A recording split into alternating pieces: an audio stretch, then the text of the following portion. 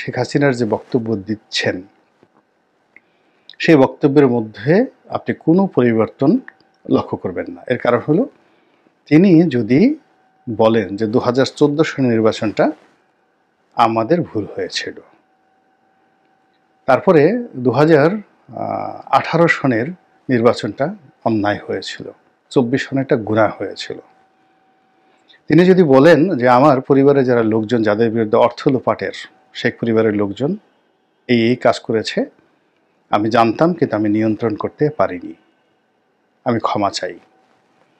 তিনি যদি বলতেন যে আমার সংগঠন ছাত্রলীগ যুবলীগ তাদের বিরুদ্ধে বিস্তর অভিযোগ ছিল, স্বাধীন বাংলাদেশে তাদের বিচার হোক, আমি সহযোগিতা করব।